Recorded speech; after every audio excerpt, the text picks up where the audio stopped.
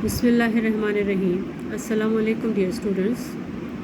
This is Sumaira Mumtaz and today I am going to solve the numerical from chapter 6 chemical equilibrium, and I am going to solve question number 13 from its exercise.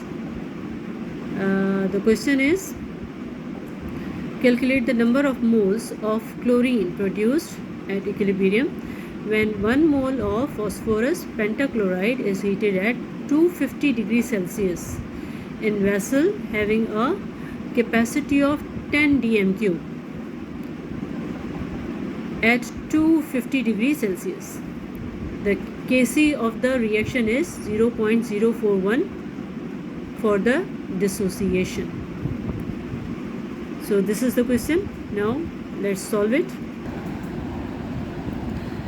हमारे पास जो reaction है ये reversible reaction है जिसमें phosphorus pentachloride heating पे phosphorus trichloride और chlorine दे रहा है, और एट इनिशियल स्टेज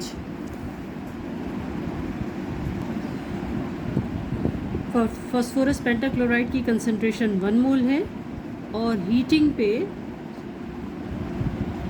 ये फॉस्फोरस ट्राइक्लोराइड और क्लोरीन दे रहा है at 250 degree Celsius. 250 degree Celsius heating पे ये फॉस्फोरस ट्राइक्लोराइड और क्लोरीन दे रहा है. 1 मोल को जब हीट कर रहे हैं तो इक्विलिब्रियम पे क्लोरीन कितना प्रोड्यूस हो रहा है, ये सवाल पूछा गया है. तो सबसे पहले इसका डेटा बना लेते हैं.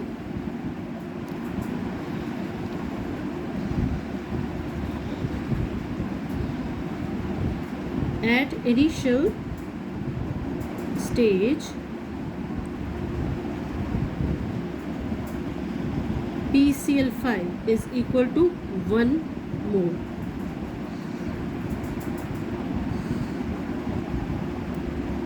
Volume is 10 dm³. Vessel का जो volume है that is 10 dm³.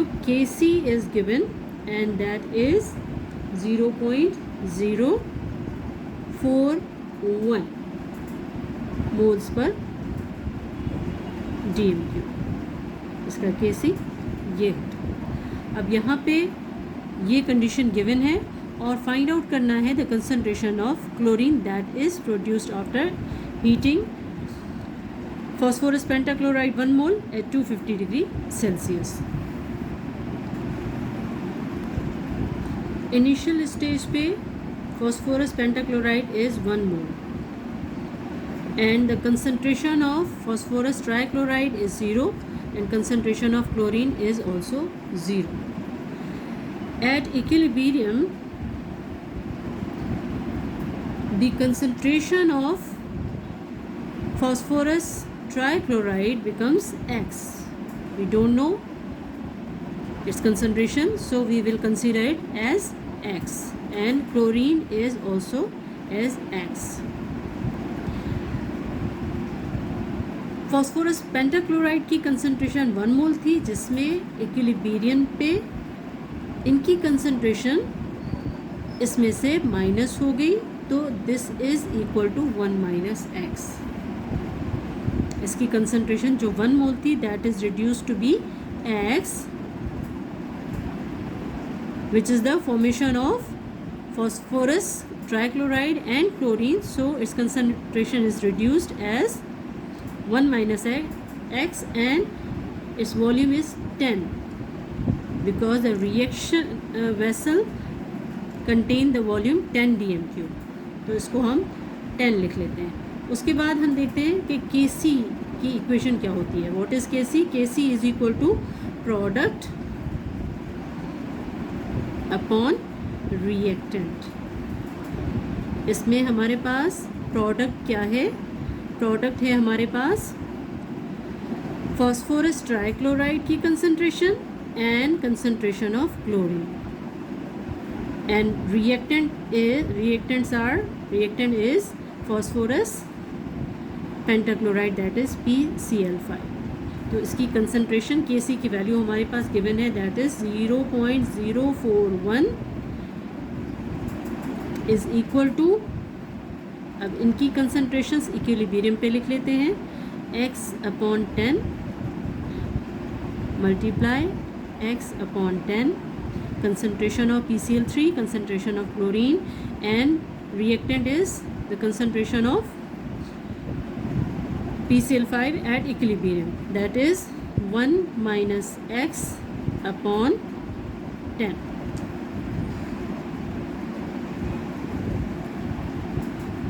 इसको हम रीअरेंज कर लेते हैं इस तरह से, 0.041 is equal to x/10 multiply x/10, और इसको भी मल्टीप्लाई कर लेते हैं। जब मल्टीप्लाई करते हैं तो 10 ऊपर चला जाएगा एंड 1 माइनस एक्स नीचे आ जाएगा। जब डिवीजन में कोई चीज़ ऊपर लेकर आते हैं तो नीचे वाली चीज़ ऊपर चली जाती है और ऊपर वाली नीचे, तो 10 ऊपर चला गया एंड 1 माइनस एक्स नीचे। तो यहाँ पे 10 के साथ कैंसिल हो गया। अब हमारे पास क्या बचा, 0.041 is equal to x square and नीचे 10 मल्टीप्लाई हो रहा है 1 माइनस एक्स के साथ। अब हमारे पास 0.041 is equal to x square 10 1 minus x, इसको मज़ीद सिंप्लीफाई कर लेते हैं। 0.041 is equal to x square 10 अंदर मल्टीप्लाई हो रहा है 10 माइनस 10x, ये स्क्वायर हो गया। अब यहाँ पे डिवाइड हो रहा है, यहाँ जाके मल्टीप्लाई हो जाएगा और इसके साथ ये इस तरह से 0.041 10 minus 10x is equal to x square हो गया, ये यहाँ आके मल्टीप्लाई हो गया। अब इसको हम इसके साथ मल्टीप्लाई करेंगे तो ये हमारे पास क्या आ जाएगा, 10 multiply 0.041 will be equal to 0.41 minus 10 इसके साथ मल्टीप्लाई हुआ तो 0.41x is equal to x square. ये हमारे पास इस तरह से इक्वेशन आ गई। इसको हम अरेंज कर लेते हैं, सारी इक्वेशन को एक ही साइड पे लेकर आते हैं। तो यहाँ पे एक्स स्क्वायर पॉजिटिव में है तो इस इक्वेशन को हम उस साइड पे लेकर जा रहे हैं। एक्स स्क्वायर, यहाँ पे एक्स की वैल्यू माइनस में है, वहाँ जाके प्लस हो गई 0.41x, और ये उस साइड पे जाके प्लस में था तो माइनस में हो गया 0.41 इज़ इक्वल टू 0। अब ये हमारे पास जो इक्वेशन आई इसमें क्वाड्रेटिक इक्वेशन अप्लाई होती है। क्वाड्रेटिक इक्वेशन अप्लाई जब होती है जब इस सेंट्रल वैल्यू के फैक्टर्स नहीं बनते, इसके फैक्टर्स नहीं बनते जो कि इसके इक्वल हो, तो उस सूरत में हम क्या करते हैं, क्वाड्रेटिक इक्वेशन अप्लाई करते हैं। और क्वाड्रेटिक इक्वेशन क्या होती है,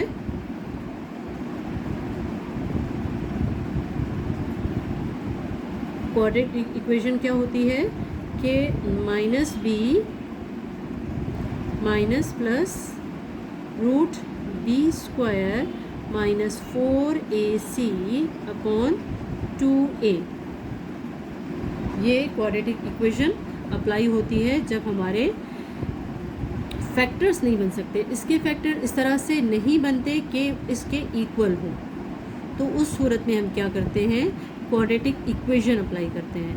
और क्वाड्रेटिक इक्वेशन में इस तरह से होता है minus b minus plus root b square minus 4ac upon 2a, और क्वाड्रेटिक इक्वेशन में a की वैल्यू जो होती है वो एक्स स्क्वायर की वैल्यू होती है। एक्स स्क्वायर की कोफिशिएंट 1 है तो a is equal to 1। b की वैल्यू जो वो होती है जो x के साथ होती है, तो इसका कोफिशिएंट क्या है 0.41, तो b इज़ इक्वल टू 0.41। और c की वैल्यू जो कांस्टेंट वैल्यू होती है हमारे पास, जिसके साथ कोई वेरिएबल नहीं होता, that is considered as c and its value is -0.41। c is equal to -0.41। अब ये वैल्यूज़ हम इस इक्वेशन में पुट करेंगे और इसमें से x की वैल्यू हम फाइंड आउट करेंगे।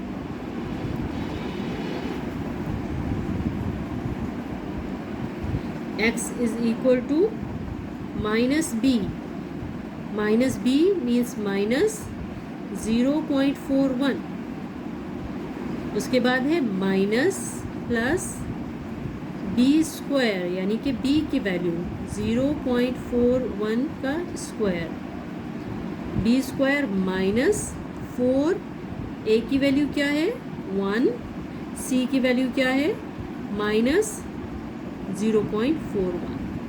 तो ये हमारे पास इस तरह से आ गया और 2 मल्टीप्लाई a की वैल्यू 1।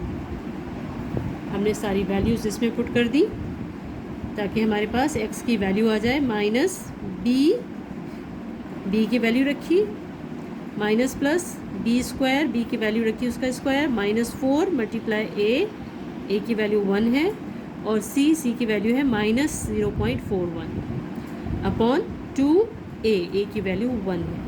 अब इसको हम सॉल्व करेंगे।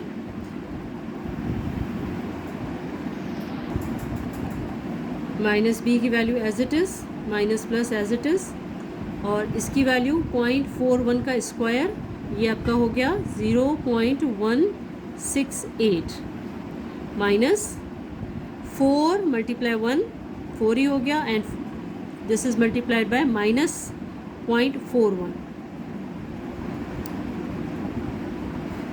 माइनस माइनस यहाँ पे ये हो गया प्लस और 4 मल्टीप्लाई 0.41 इज़ इक्वल टू ये हो गया 1.64 डिवाइडेड बाय 2।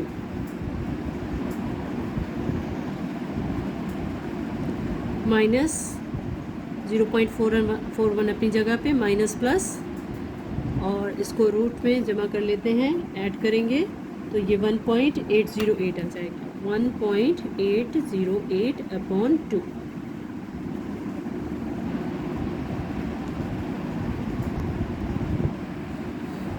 इसको मज़ीद सॉल्व करेंगे, -0.41 माइनस प्लस, अच्छा इसको अगर हम रूट से आउट करेंगे 1.808 को तो ये 1.34 आ जाएगा, 1.34, इसका रूट निकाल लेंगे तो ये रूट से आउट हो जाएगा, 1.34 हो जाएगा divided by 2।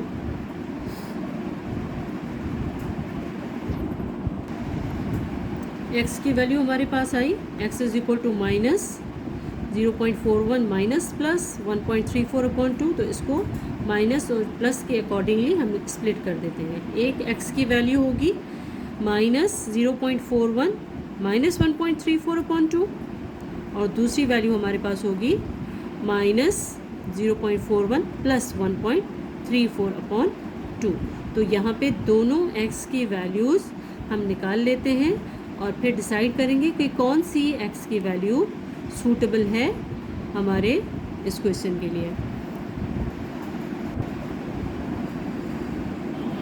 -0.41 minus 1.34 is equal to -1.75 divided by 2 हो गया और इसको डिवाइड कर लेते हैं 2 से, तो ये हमारे पास आ गया -0.875, x इज़ इक्वल टू -0.875।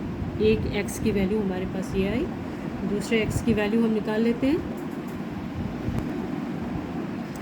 यहाँ पे x की value -0.41 plus 1.34 is equal to ये हो गया 0.93 डिवाइडेड बाय 2, डिवाइड कर लेते हैं 2 से, divided by 2 is equal to ये हो गया x इज़ इक्वल टू 0.465। तो X की कंसंट्रेशन पॉजिटिव में होगी, नेगेटिव में नहीं होगी। X की कंसंट्रेशन जो होगी वो नेगेटिव में एक्सेप्टेबल नहीं है, तो इसको हम रिजेक्ट कर देंगे। ये हमारी जो X की वैल्यू है ये यहाँ पे रहेगी। यहाँ पे X की वैल्यू नेगेटिव में, इसको हमने रिजेक्ट कर दिया, पॉजिटिव में वैल्यू X की, और ये यहाँ पे हमारे पास जो हमने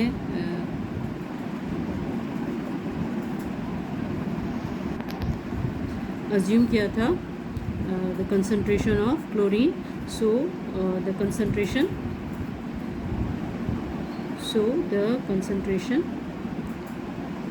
of chlorine in the reaction at equilibrium is 0.465 moles per dm³. So this is the answer.